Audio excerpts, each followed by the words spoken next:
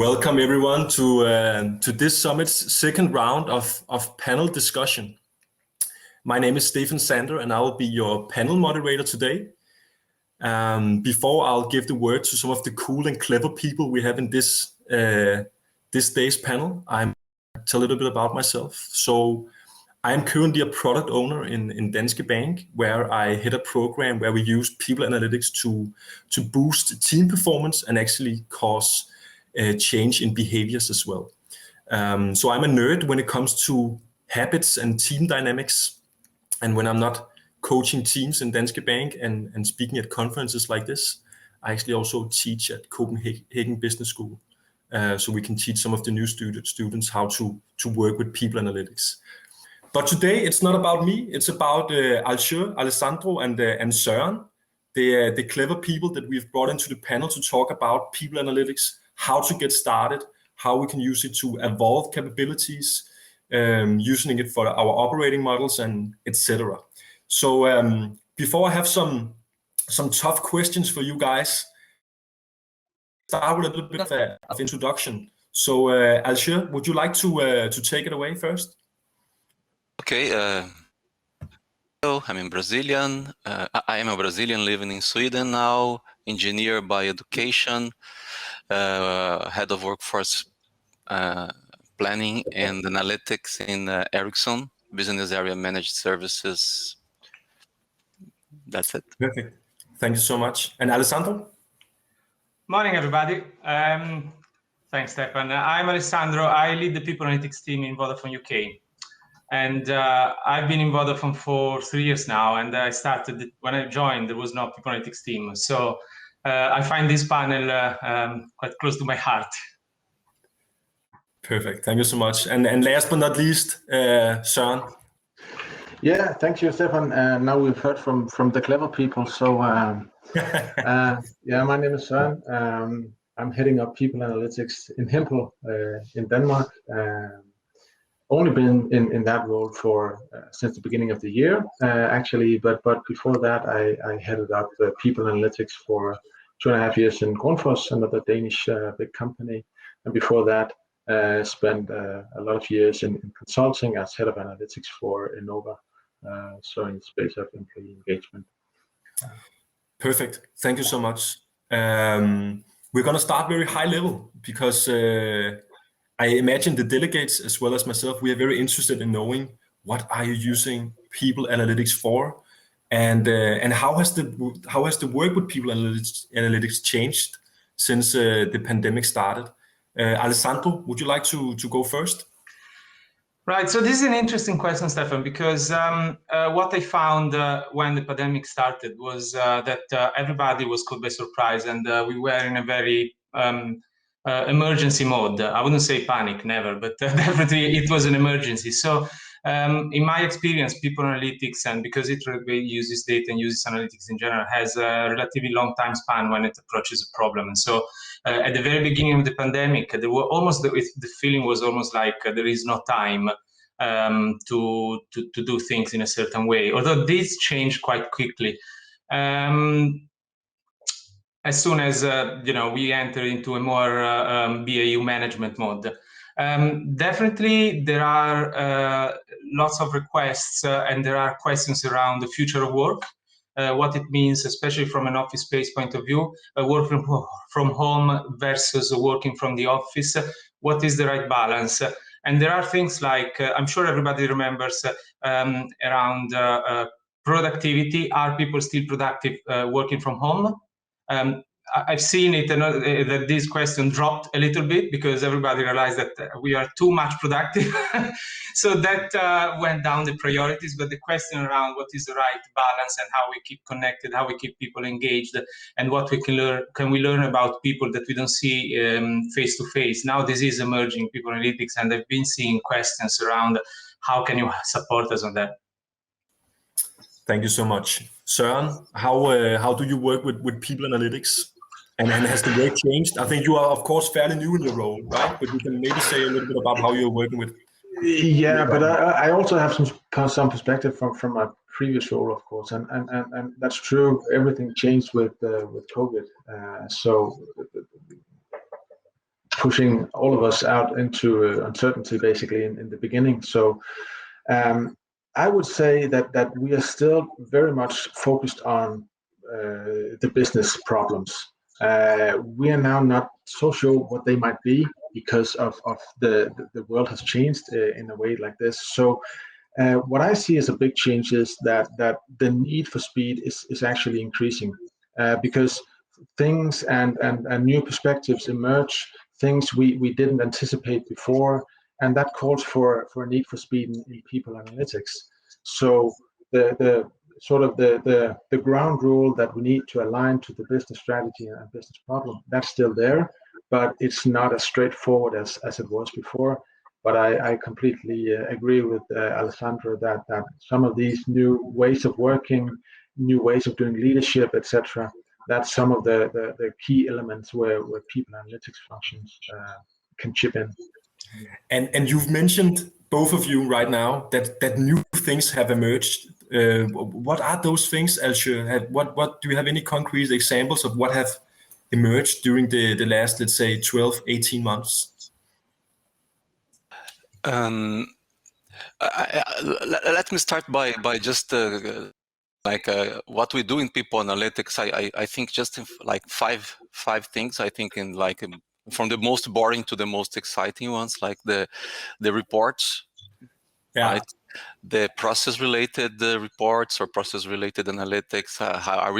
Have we concluded our performance reviews with all the employees already, or are we still missing too many people? So like process-related, the program-related ones, which are really conducing or driving certain results. The ad hoc, which I love the most. You're calling for a meeting now. Let's do something. Most on the emergency side, and this thing on the having quick response, and the self-service, which we really want to explore more. And then what really happened in these last months, like the program and ad hoc, they joined together in this business continuity environment. So really, what we need to do to secure the productivity first. Alessandro is right. There's no doubt productivity is great now. And what's popping up now is okay. There are some critical roles and some situations that people want or need to be in the office, and how do we program for that, or how do we support that? So this is what's cooking more now, I think.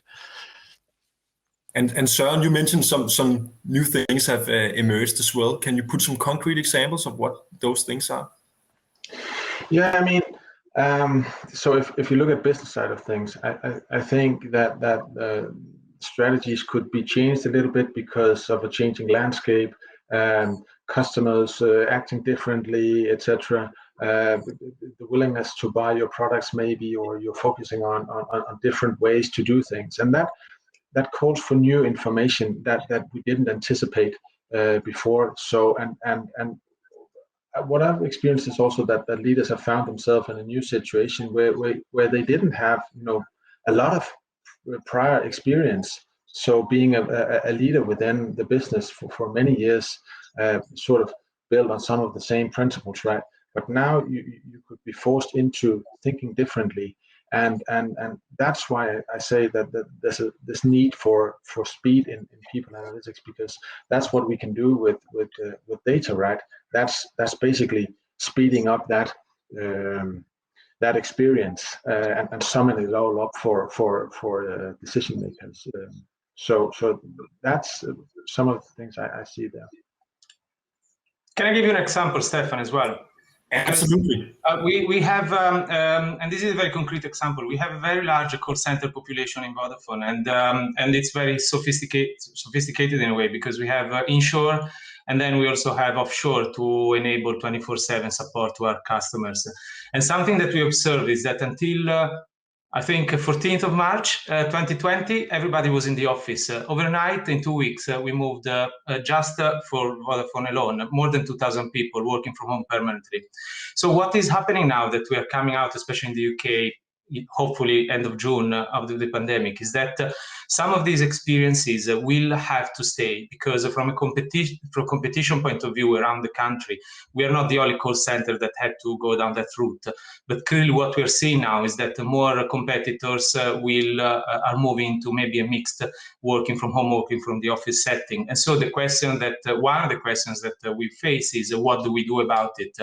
And this is, by the way, similar story for HQ roles, where clearly people expect more flexibility. And so I'm not saying we have answered all these questions, and for this, it's not, but this is one of the things that data and analytics now start being required to help understand these questions. So a lot of new challenges have of course emerged, as you are mentioning. So let's talk a little bit about how we build the best team to solve those challenges, right?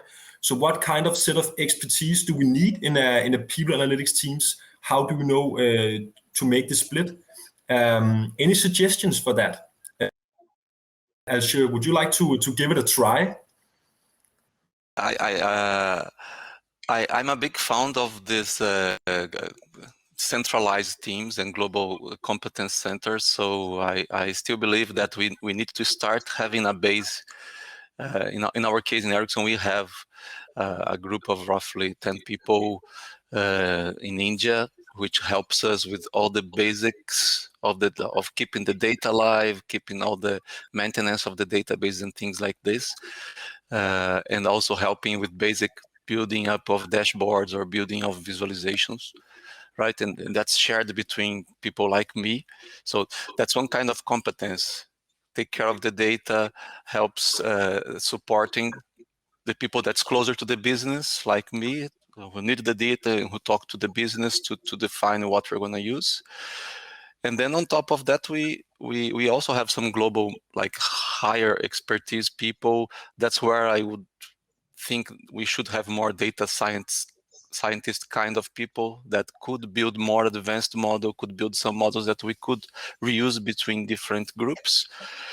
And we have been discussing now about these social experimentations, maybe building bringing another kind of competence, organizational psychologists and things like this, to run some experimentations with data, comparing different teams to complete the 4 kinds of competencies. So basic data, advanced analytics, business knowledge, and organizational psychology. That would be my what I think we should have. Nice. Thank you so much for your input. Søren, any contributions or do you have any, let's say, different perception of what kind of A players you should bring on your people analytics team? Yeah, sure. So in my perspective, we have different skills that we need to cover, right? So if we can agree that we need to focus on the business when doing people analytics, you need someone with business acumen, unless you will focus on the wrong problem, probably. You also need, as Alceu alluded to, we need someone who can sort of also understand the people world of things. So translating the business needs into a people perspective. We then, of course, need people who can handle data. So many organizations will not have perfect data, right? So we need to be some skills to handle imperfect data so we can work with them. You also need someone at a more advanced level at some point in time to master numbers and statistics, because if you don't have that in your toolbox, then you would make poor analysis and potentially come up with wrong insights or whatever in the end. You also need someone that you can work together with that's good at visualizing things for you. So you cannot for stakeholders or decision makers, you cannot produce or show the output from a statistical package or whatever. That's boring and confusing, right? You also need someone who can present things and tell the story. So align the business problem that we set out to solve with the people perspectives and the nitty-gritty things that sort of states that out of these 10 things we investigated, these are the 3 most important ones, right? And I think actually the for me, the most important element that we need to have in a people analytics team is the ability to get our ideas accepted. So stakeholder management approach is also needed because you can start out, but if you're the only one thinking that this is the most obvious problem to solve, then it's probably not going to cut it. So that also calls for different positions and different kinds of people, and oftentimes you cannot find that in one person. So either you build the team as you go along, or you should partner up for skills as you're starting out as a one-man band.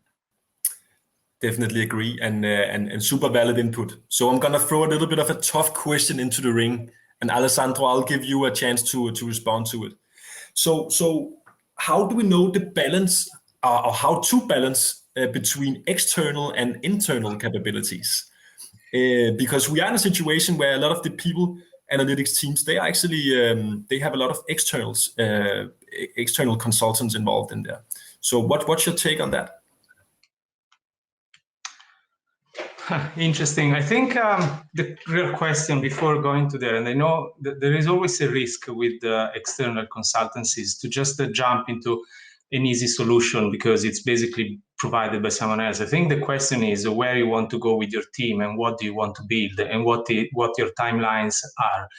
I am not against the external consultancies. However, before paying something at a premium price, I always question myself, is it really necessary? So to me, there is always a point in time where you may need to accelerate something and you don't have the resources, or maybe you don't have the skills, but it must be a temporary solution. I'll give you an example. We needed to build something last year, and we literally did not have the time. And so we went with some external company that supported us. But even in that case, we asked them to build tools for us and then hand over the outputs, because there is always a risk with external consultancies. And I used to be a consultant before Vodafone. And I know how we used to work. With the real expertise and knowledge and understanding of the problem is kept within the consultancies as a sort of lock-in mechanism.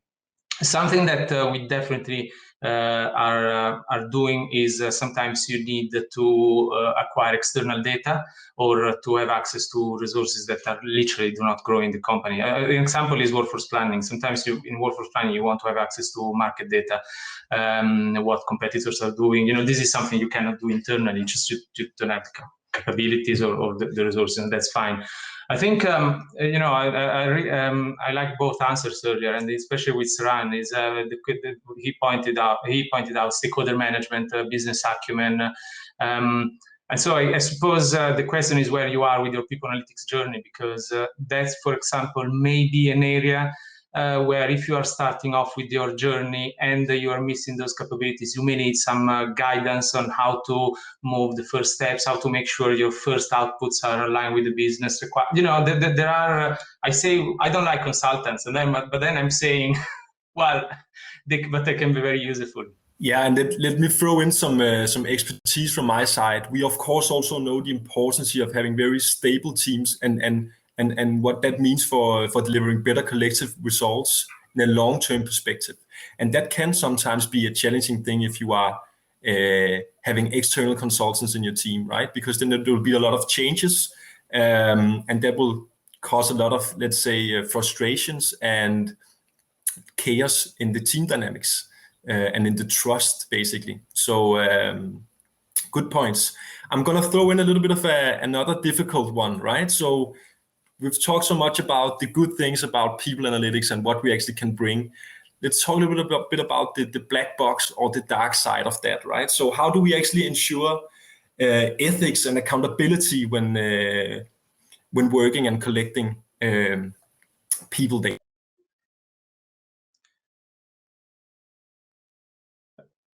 Who's the question for? For us. Anyone wants to chip in? I know it's a tough one, so I'll see Søren. Yeah, I can go. Go ahead. I think I've always had that working principle that whenever we engaged in people analytics projects, if we couldn't explain back to the employees why we needed to use the data, then we probably shouldn't. I mean, that's very simple for me, but it also sort of secures the right level of transparency, because I don't think it's a bad thing to use the people's data in the organization, because eventually if we're doing something good for the people in the organization, we will also do something good for the organization or the business itself. So some of the examples could be that you have a very engaged and enthusiastic, good employee, but so much into the current work that he or she is doing that they will never have the chance to look at the internal job board, for instance. But let's say you have that next new thing for that employee. It seems like a match made in heaven, right? But you haven't really connected the dots. So if you can actually use that data, the experience, the knowledge, the skills that you know that employee possess, and you can have a system where you can gently, tap the shoulder of that employee and say, well, maybe this is something for you. And eventually you can shift that employee from the current role to the next level in her career, right? Then you would have done something good for the employee itself, but probably also for the company. So that's just a basic example of how you can do it. But I think you need to have visibility, and if we can't have visibility, then it's when it starts to become creepy, right? So back in the day, when people told you that, well, we have an idea of what you saw on the television, that could be somewhat creepy, right? Today, if you're not getting the right recommendation when you turn on Netflix, that's a bit of annoying. But when we're considering this in the workplace, it's not about the right movie or the next series to watch. That's about people's livelihood, or if we predict them to be the next people moving away from the company or whatever, will you then be taking off the talent list or the learning opportunities or whatnot?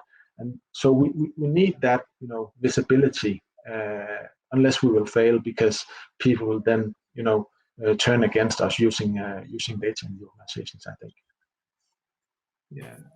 Thank you so much for a super well-formulated answer. And also, I think you went into to basically every corner of that. Alceu, anything you want to add or talk about here? No, a lot.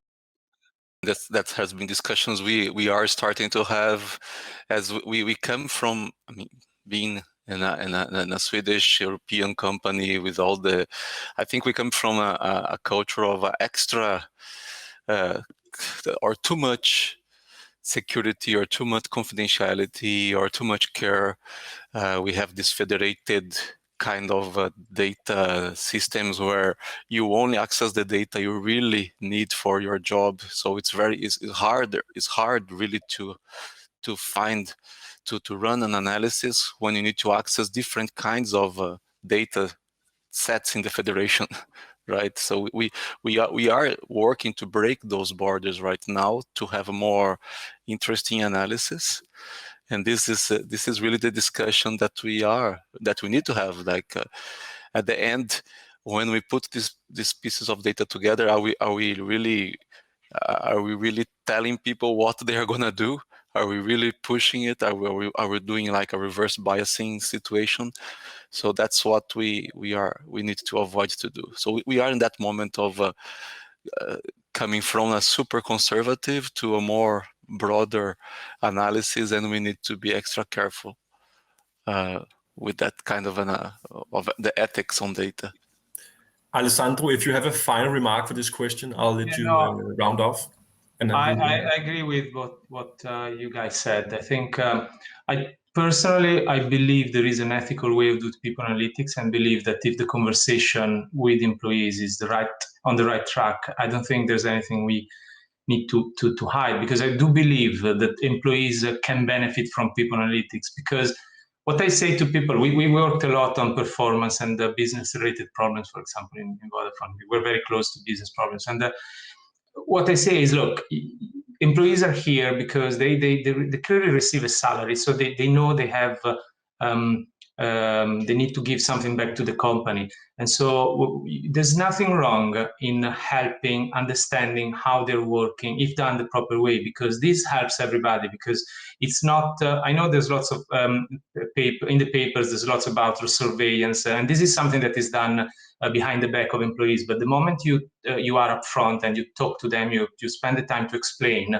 In reality, giving people a framework in which to operate is not surveillance, it's actually giving clarity of mind and reassurance, because the reality is that, unfortunately, we are here to do something, and the more people analytics can make this objective and then create a constructive conversation, the more relaxed people are, because they know where they stand. So, yeah. Thank you so much. And me personally, and I also imagine a lot of the delegates, they are sitting and thinking, okay, so how do we start this journey, basically? So let's hear. I'll let every one of you come with some tips and tricks on how to start off. So any good suggestions? It could both be related to what kind of tools you are using that you could recommend, or let's say what kind of people we want to bring into our team. Is it people from HR, or is it people from math or economics or anything else? So Søren, would you like to close this off by giving some tips and tricks as the first one? I'll let everyone. Yeah, sure. So I think a very, very important place to start is that you focus on the business strategy. Align yourself with what's going on, what's the strategic important things, because then it will sort of draw a map for you where to be working, right? And for most people analytics teams starting out, you would need that quick win. So you would need to focus on something that's important. And that's when you choose some of the right things from the strategy. Identify your stakeholders. I mean, go out there, have conversations in the organization. Don't necessarily talk about data and metrics, but listen in. I've used the way of doing this with asking people if they could, in layman terms, tell me what they were working about. So we could have a very good conversation around what's going on and what's the dreams for the future, etc., and how it aligns with the strategy. And then you can return to them when you have scoped your project or whatever. So based on what we discussed last time, could this be an approach for you? That could be a way, because for me, it would be difficult to pinpoint what are the skills that I need right away, because that's ahead. So I would try to make sure that I knew the business. Thank you, Søren. Alceu, any tips and tricks or concrete suggestions for our delegates? Yeah, I think about the competences already, the kinds of people and the way to build. Really, I mean, it starts in putting together the infrastructure, having the data. It's very good to have a centralized place for the people data, where you can control access and things like this. So start with the infrastructure there. Then it's really about, as Søren mentioned, being able to give quick answers, to being able to come to a discussion with a stakeholder and have some quick wins there, because you need to get that trust, bring data quick into the table, and be very clear on the scope of the data you have. And as people data, every time you step outside the people data, you need to team up very quickly, partner with the other area, like step out of the people data, partner to real estate, partner to finance, bring other people to the discussion. When we try to do all the analysis ourselves without bringing the other experts, we might make mistakes in the way. So really, thanks, Alceu. That's the experience. I'll let Alessandro come up with the 3 sentences, very concrete, to start the journey. I think you need to. I agree with what Alceu and Søren said. You really need to focus, understand the priorities, identify what the priorities of the business are, and identify 1-2 projects that really matter to people. And usually these sort of projects are business relevant projects. So it's not things that. Thank you. That was more than 3 sentences, but actually super concrete. And thank you so much, guys and ladies, for listening in to this second round of the panel debate. I hope you got something out of it. I think it was a brilliant discussion. Have a super nice summit and take care. Thank you all. Thank you, guys. Thank you, guys. Bye-bye.